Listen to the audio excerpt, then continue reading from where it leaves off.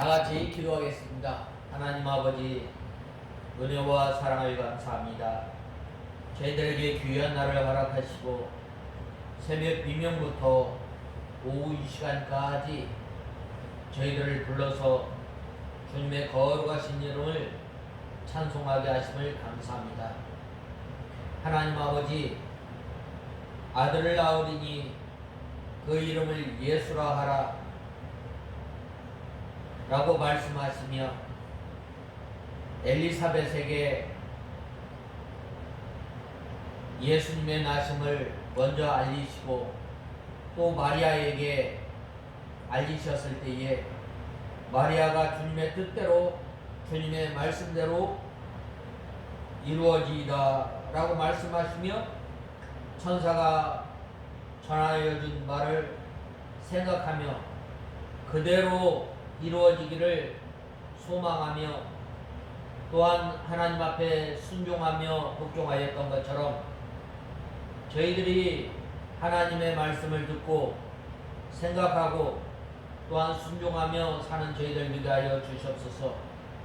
예수님께서 이 땅에 동정녀 마리아의 몸에서 나시고 또한 우리와 함께 하시며 또한 죽기까지 복종하심으로 말미암아 하나님의 뜻과 이 땅에 하나님의 나라가 이루게 하셨던 것처럼 하나님 아버지, 저희들이 하나님의 말씀을 순종하며 또한 저희를 통해서 하나님의 뜻을 이루어 나가는 귀한 도구로 사용하시고 또한 저희를 통해서 주님의 말씀이 이루어지기를 간절히 고대하며 소망하며 저희들의 하나님의 말씀을 순종하며 사는 저희들 되게 하여 주시옵소서. 하나님 아버지, 오후 이 시간도 저희들을 불러주시고 또한 저희 가운데 역사하여 주셔서 저희들이 듣는 이 말씀이 흘려 떠내어 보내지 않고 우리 심령 가운데 잘 박힌 목과 같이 잘 박혀서 저희들이 들어가며 나가며 꼴을 얻는 저희들 되게 하여 주시옵소서. 예수님의 이름으로 간절히 기도드리옵나이다. 아멘. 하나님의 말씀은 고린도후서 13장 1절에서 4절까지 봉독해 올리겠습니다.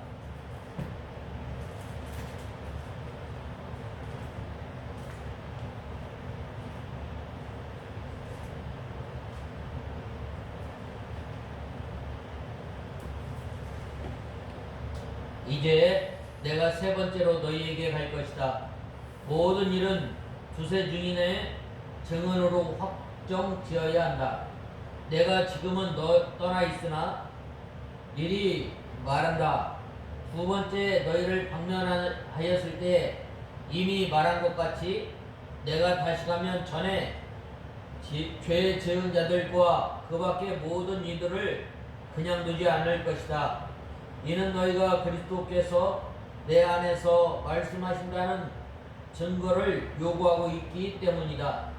그분은 너희를 대하실 때에 약하지 않고 오히려 너희 가운데 강하시다. 그리스도께서는 약한 가운데서 십자가에 못 박히셨으나 오직 하나님의 능력으로 살아계신다. 우리도 그분 안에서 약하나 너희를 위하여 하나님의 능력으로 그분과 함께 살 것이다. 특별히 오늘 본말씀 5절에 보면 너희가 믿음 안에 있는지 너희 자신을 살피고 시험해 보아라. 예수 그리스도께서 너희 안에 계신 것을 스스로 알지 못하느냐? 알지 못한다면 너희는 버려진 자다. 오늘 5절 말씀을 통해서 너희 자신을 시험하고 너희 자신을 확증하라 라는 이 말씀이 있는데 이 5절 말씀을 통해서 우리가 이 고린도후서 이 13장을 우리가 생각해 보고자 합니다. 오늘 본 말씀은 사도 바울은 먼저 고린도 교회 성도들을 향해서 자신의 지금까지 이 경고와 또한 권면에도 불구하고 회개하지 않고 계속해서 죄와 또 불의를 행하는 자가 있다면 자신이 이 고린도 교회 방문할 때 결코 용서하지 아니할 것임을 강하게 경고하였습니다. 사도 바울이 처음에는 이 고린도 교회 성도들이 잘못하였을 때 눈물로 편지를 쓰고 또 이 고린도 교회 성도들의 약함을 알기 때문에 먼저 이 디도와 또한 함께한 사람들을 보내고 또 이제 마침내 이 세 번째 사도 바울이 이 고린도 교회를 방문하였을 때는 너희들을 거저두지 아니하시고 이제 하나님의 말씀대로 치리할 것을 말씀하고 있습니다. 그리고 계속해서 5절에 너희가 믿음에 있는가 너희 자신을 시험하고 너희 자신을 확증하라고 촉구하고 있습니다. 또 아울러서 온전히 진리 위에 굳게 서서 선을 행할 것을 권면하였습니다. 그가 모든 서신을 최종 목적이 고린도 교회 성도들이 이 바른 진리 위에 서 있는 데 있음을 밝히고 있습니다. 이 믿음의 식구들이 하나님의 말씀 가운데 든든히 서 나가는 것, 이 참 주의 종들이 이 소원이에요. 이 주의 종들이 원하는 바는 성도들이 하나님의 말씀에 굳게 서서 믿음 생활하고 또한 그 믿음이 계속해서 흔들리지 않고 굳게 서 나가는 것을 보게 됩니다. 그래서 저는 오늘 이 고린도후서 13장 1절에서 13절 계속해서 이제 이어서 말씀을 전할 것인데 너희 자신을 시험하고 너희 자신을 확증하라 라는 이 말씀을 중심으로 해서 오늘 1절에서 4절까지 하나님의 말씀을 살펴보고 은혜 받고자 합니다. 내가 이제 세 번째 너희에게 할 것이니 두세 증인의 입으로 날마다 확정하라 라고 1절에서 2절에 말씀하고 있습니다. 1절에 내가 이제 세 번째로 너희에게 갈 것이다. 모든 일은 두세 증인의 증언으로 확정되어야 한다. 내가 지금은 떠나 있으나 미리 말한다. 두 번째 너희를 방문하였을 때 이미 말한 것과 같이 내가 다시 가면 전에 죄 지은 자들과 그 밖의 모든 이들을 그냥 두지 않을 것이다 라고 말씀하고 있습니다. 이 고린도 교회의 범죄자들이 회개하지 않으면 이 사도 바울이 다시 갈 때에 치리하겠다고 엄히 경고하였습니다. 사도 바울이 이 범죄자들을 혼자서 치리한 것이 아니라 고린도 교회의 유력한 사람들의 증거를 얻어서 확정하겠다고 하였습니다. 이것은 사도 바울이 성경대로 바로하는 거예요. 잠언서 18장 17절에 송사의 원고의 말이 바른 것 같으나 그 피고가 와서 밝히느니라 라고 말씀하고 있습니다. 이 쌍방에 어떤 사건이 일어나면 쌍방의 이 말을 다 들어보아야 합니다. 그런데 어떤 사람들은 이 사건이 일어났을 때 이 쌍방의 말을 듣지 않고 한쪽 편만 듣고 이 사건을 치리하는 경우가 있습니다. 특별히 오늘 본 말씀 1절에 보면 이 모든 일은 두세 증인의 증언으로 확정되어야 한다라고 말씀하고 있습니다. 두세 증인, 이 왜 그러느냐 하면 왜 모든 일에 있어서 증인의 이 두세 증인의 증언을 들어야 하는가? 다른 사람이 이 실족하지 않기 위해서입니다. 때로는 우리가 사건을 만났을 때 이러한 일들로 인해서 오해가 사고 또한 교회에 이러한 분란이 일어나는 경우가 많이 있습니다. 그런데 이것은 이 쌍방의 말을 다 들어보아야 사건을 바르게 판단할 수 있습니다. 특별히 이 교회에서 이 죄를 다스릴 때에 반드시 증인이 있어야 합니다. 형제가 범죄한 경우 처음에는 혼자 있을 때 찾아가서 권면을 하고 그 권면을 듣지 않으면 두세 증인을 데리고 가서 말마다 이 진참케 하고 그래도 듣지 않으면 말하고 교회의 말을 듣지 아니하면 이방인과 세리와 같이 여기라고 말씀하고 있습니다. 이 참 처음에는 타일러는 그렇게 하면 안 돼요. 그 다음에는 두세 증인을 데리고 가서 말을 하는 거예요. 그렇게 하면 안 돼요. 하나님의 말씀 가운데 우리가 믿음 생활을 잘 해야 합니다. 그것은 죄입니다. 회개하세요. 그래 듣지 않는다. 어떻게 해요? 이방인과 이 세리처럼 여기라고 말씀하고 있습니다. 또 이 장로에 대한 이 송사 두세 증인이 없으면 받지 말라고 말을 하고 있습니다. 한 사람만 있어도 안 되고 두세 사람. 왜 그래요? 바로 문제가 이 교회의 문제, 교회 이 주의종이 이러한 문제로 이제 시험이 들게 되면 온 교회가 혼란하기 때문입니다. 또 장로나 목사에 대한 송사는 반드시 두세 증인이 있어서 이 확실할 때에 신중하게 처리해야 합니다. 사도 바울이 그 전에도 이 범죄자들을 용서하지 않았으며 이번에도 가면 용서하지 않을 것이므로 미리 준비해서 처벌을 받는 일이 없도록 하라는 일이에요.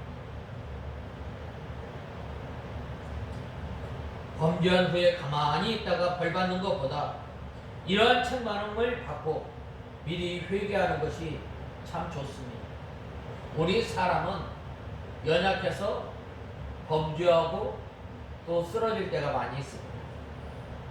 그러나 누구든지 죄를 자복하면 하나님 앞에 불쌍히 여김을 받을 것이요 죄를 자복하지 않으면 하나님께서 반드시 용서하지 않고 죄를 벌하는 거예요. 가만히 들어온 이 고린도 교회에 가만히 들어온 거리스들 사도 바울이 권면하였을 때 내가 잘못 가르쳤습니다. 하나님 잘못했습니다. 용서해 주세요. 끝나는 거예요. 근데 거기에 자꾸 변명을 하고 자기 말을 하면 안 되는 거예요. 내가 잘못되었다라고 생각할 때는 잘못을 인정하는 거예요.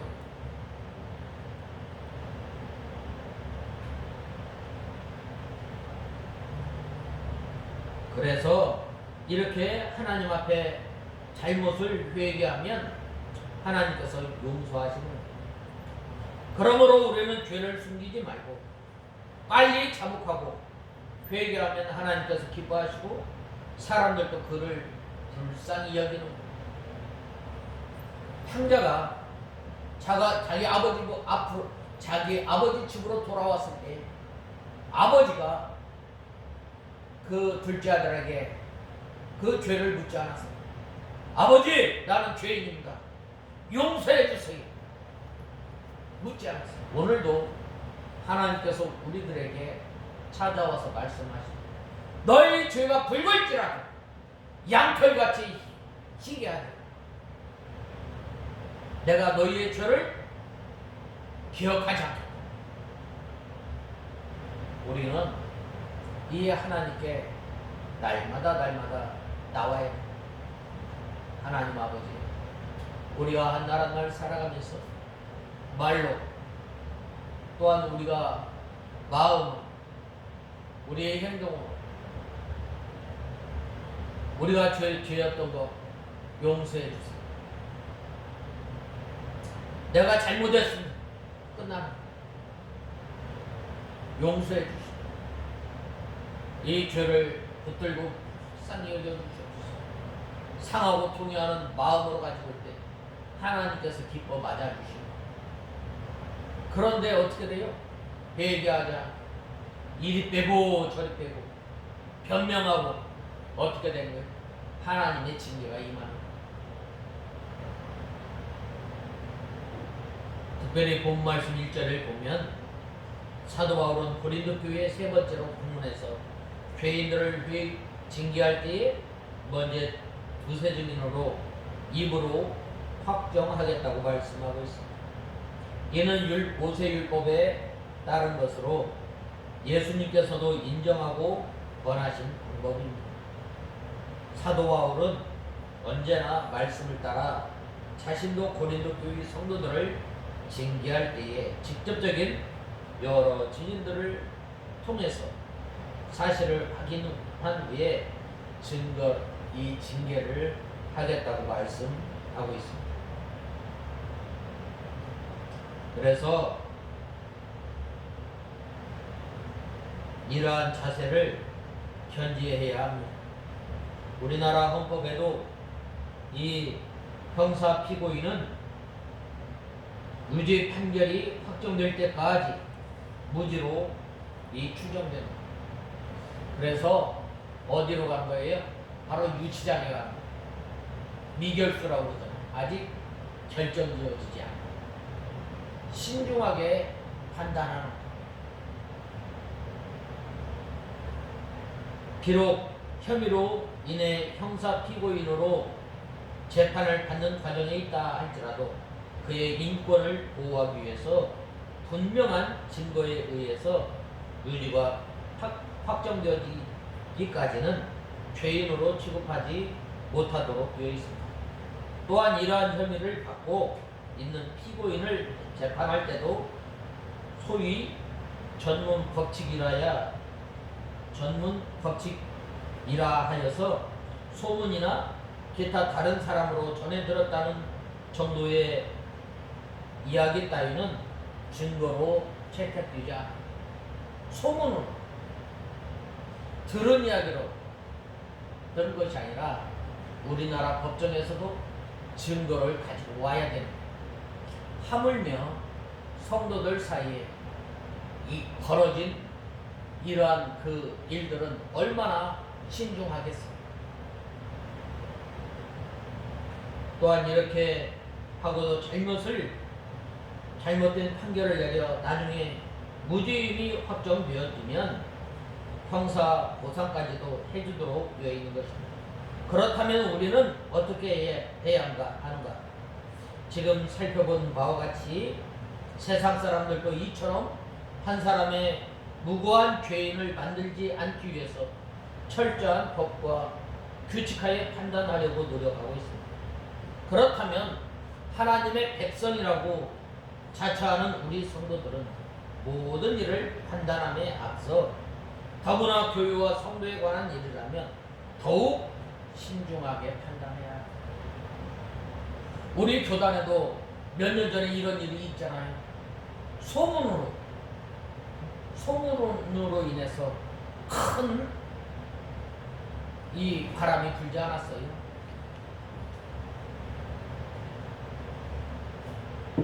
성도라 하면서 교회 내에 떠도는 막연한 소문만을 듣고 성급하게 판단하거나 확실한 증거도 없이 이웃을 죄인으로 취급하는 일이야말로 세상 사람들보다 못한 부끄러운 일을 서슴지 않고 교회에서 행하고 있습니다. 그러므로 오늘 우리는 이웃을 판단하고 이 교회의 문제들을 치료할 때에 막연한 추측이나 소문 따위에 휩쓸려서 문제를 악화시키는 이 어리석음을 범하지 않도록 우리는 해야 합니다. 그리고 오늘 말씀을 통해 실로 하나님의 말씀을 이 세상 사람들의 빛이됨을 다시 보면서 우리도 이 말씀을 금과 옥조로 삼아서 매사에 신중하게 결정하고 공의로 판단함으로 하나님의 의와 교회의 덕을 옳게 세우는 우리들이 되어야 하겠습니다. 그 다음에 본 말씀 2절 말씀에 보면 내가 가면 다시는 용서하지 아니하리라고 말씀하셨는데, 즉 사도 바울은 자신이 고린도 교회를 두 번째 방문하였을 때까지는 범죄자들에 대한 경고나 책망만 하는 것으로 그쳤지만, 이번에는 가만히 누지하지 않고 교회의 법대로 처리하겠다는 거예요. 엄중하게 처벌하겠다는 말입니다. 다시 말해서 여러 증인의 입을 통해서 분명히 범죄에 행한 것이 드러날 경우 용서하지 않고 무거운 징계를 내리겠다는 거예요. 이는 사도 바울이 그동안 고린도 교회 가운데 거할 때 보였던 두려워하며 떨던 모습과는 실로 대조적인 모습입니다.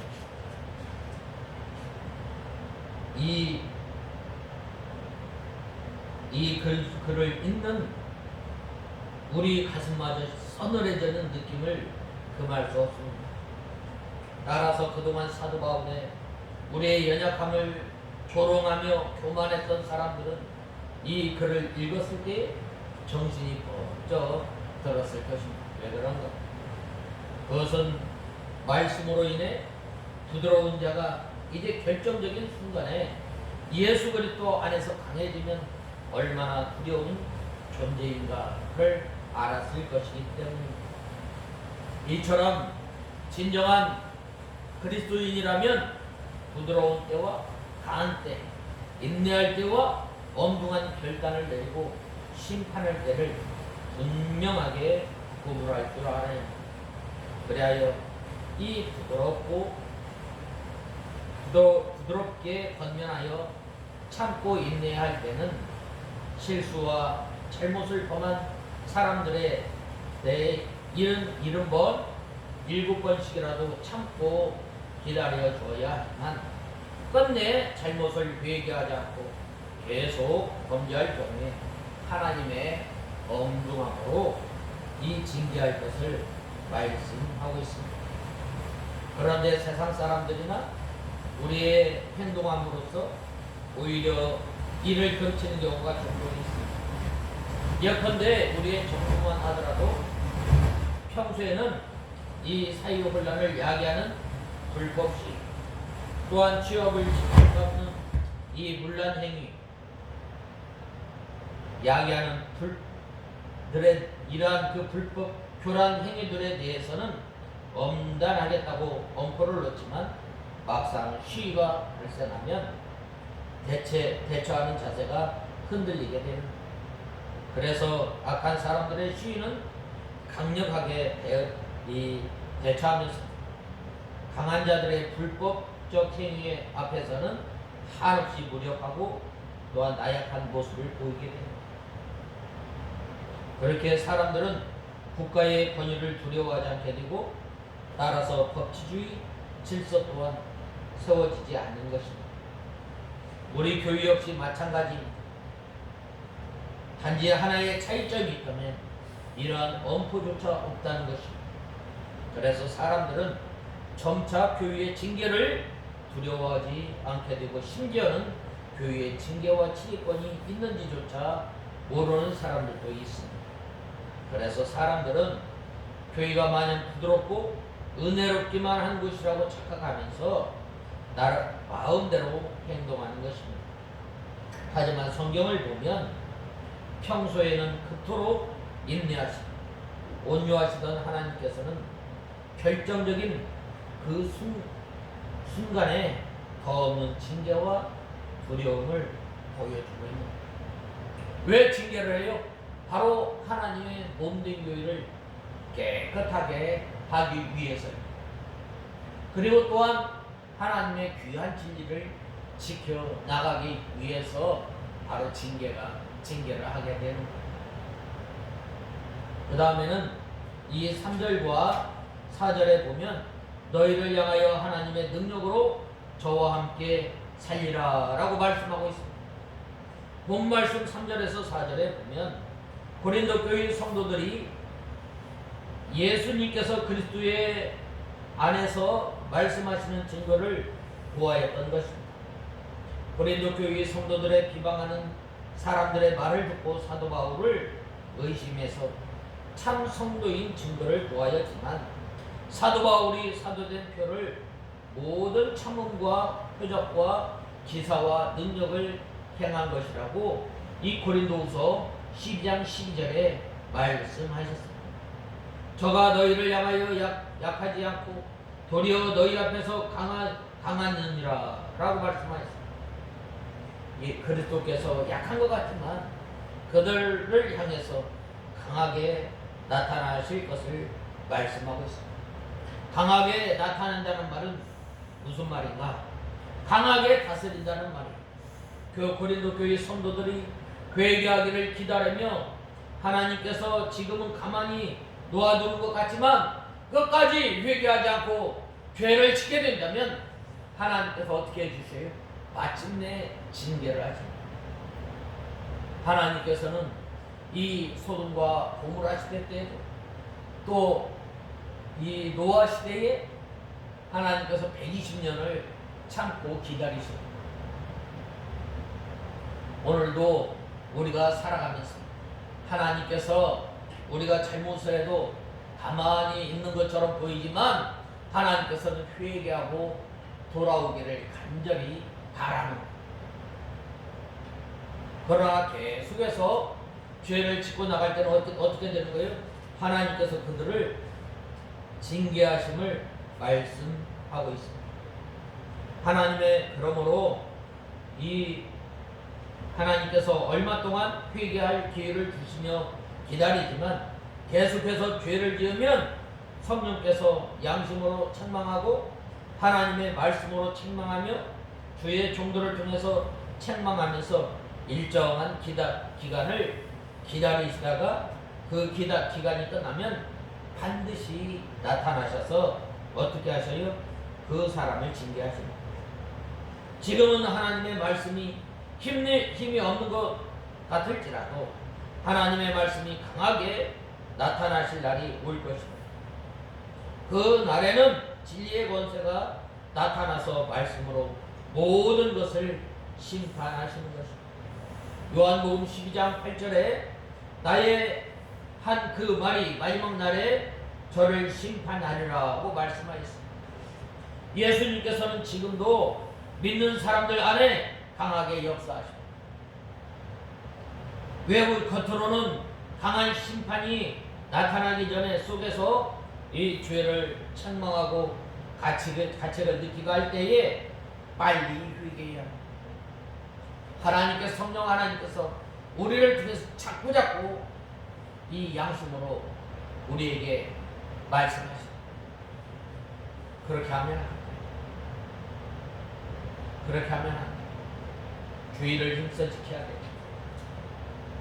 또 우리가 잘 걸려지는 말씀, 그 말씀을 우리가 잘 깨닫지 못할 때 우리 심령 가운데서 괴로워하게 돼요. 우리가 그 말씀을 순종하지 못할 때 괴로워하게 됩니다.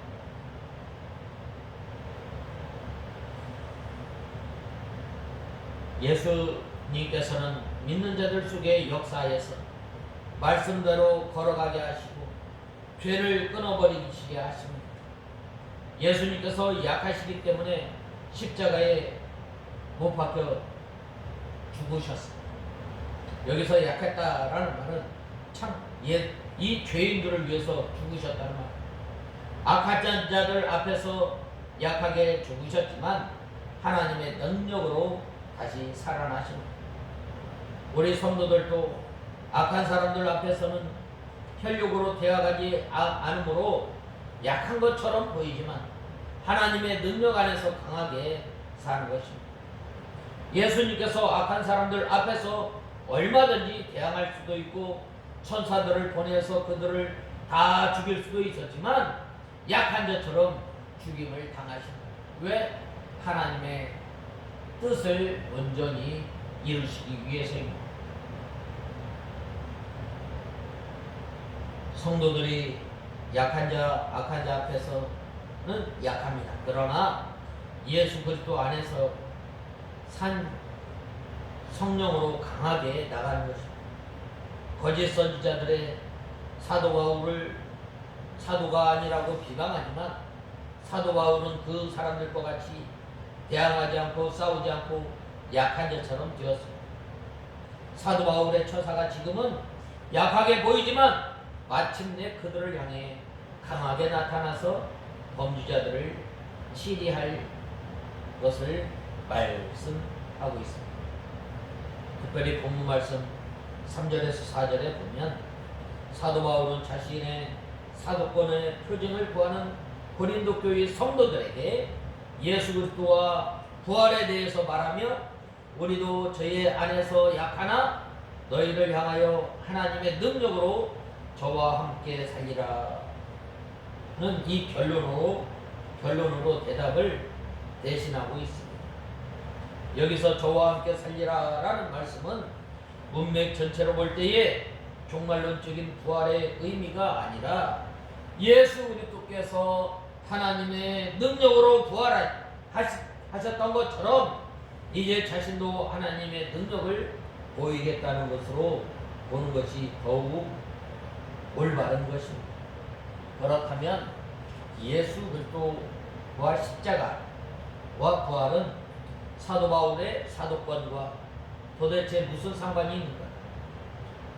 예수님께서 이 땅에 계실 때 참으로 연약한 모습으로 십자가를 지셨습니다. 그러나 실상 이는 예수님께서 연약하신 분이라는 의미가 아닙니다. 왜냐하면 예수님께서는 하늘과 땅의 모든 권세를 가지신 하나님의 아들이시기 때문입니다. 그럼에도 불구하고 이처럼 연약한 자가 된 것은 오히려 연약한 존재였기 때문입니다. 연약한 우리를 구원하시기 위해서 우리와 동등한 모습을 취하였을 뿐입니다. 이후에 이 부활이야말로 진정한 주님의 능력을 보여준 것입니다. 왜냐하면 사망은 이 세상 가운데 가장 귀한, 가장 강한 존재였지만 주님께서는 그것을 이기셨기 때문입니다. 따라서 이러한 말씀을 하고 있는 사도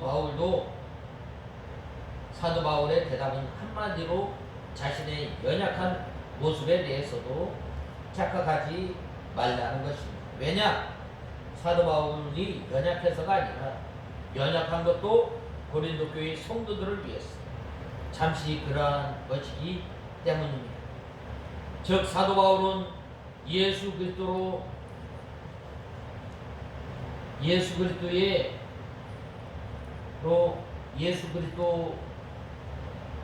인해서 약하고 겸손해진 겉모습만 보고 이 진정한 사도권을 의심하고 죄를 계속 범하고 있는 사람들에게 엄중한 징계와 심판을 함으로써 예수님께서 부활을 통해서 예수님의 능력을 보여주셨던 것처럼 자신도 진정한 하나님의 능력을 지닌 사도임을 입증하겠다고 말씀하고 있는 것입니다. 그러므로 우리도 이 땅에 살면서 이런 그리스도의 약하심과 강하심을 분명히 깨닫고 올바른 이 신앙을 생활을 하는 저와 여러분이 다 되어야 하겠습니다. 누군가의 사람의 연약함으로 인해서 어쩔 수 없이 죄를 범하고 실수할 때는 끝까지 참으며 용서와 사랑으로 대해야 하지만 강팍한 마음으로 죄를 범하는 사람들에게는 사도 바울과 같이 단호하게 징계하며 심판을 선포하는 우리가 다 되어야 합니다. 근데 우리는 가끔 이를 혼동함으로써 이 세상을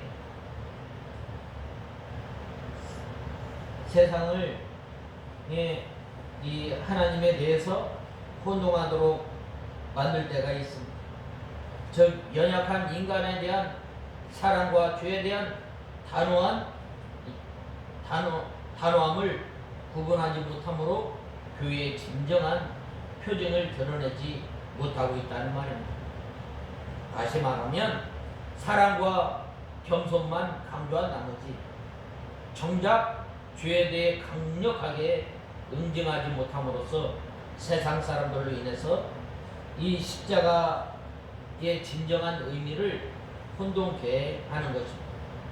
그러므로 모든 교회의 표징인 십자가에는 연약한 인간을 위한 그리스도의 사랑과 죽음을 이기시고 그리스도의 능력이 함께 담겨져 있는 것입니다. 그러므로 이 가운데 어느 하나만 빠져도 진정한 표징이 될 수 없습니다. 따라서 오늘 우리는 이 연약함으로 인해 범죄한 사람에게 끝없는 이해와 사랑으로 대하되 말씀을 대적하고 범죄하는 모든 세력에 대해서는 하나님의 능력으로 이 단호하게 대처하고 또한 심판함으로써 진정한 성도와 또한 교회의 표징을 세상에 분명히 나타내는 우리가 되어야 하겠습니다. 다 같이 기도하겠습니다. 하나님 아버지, 주님의 은혜와 사랑을 감사합니다.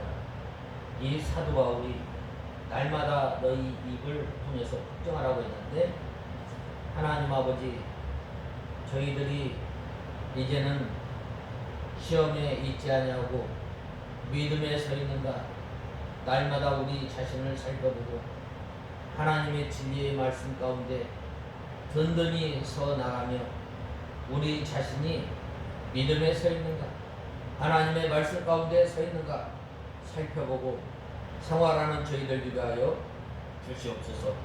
예수님의 이름으로 간절히 기도드리옵나이다. 아멘.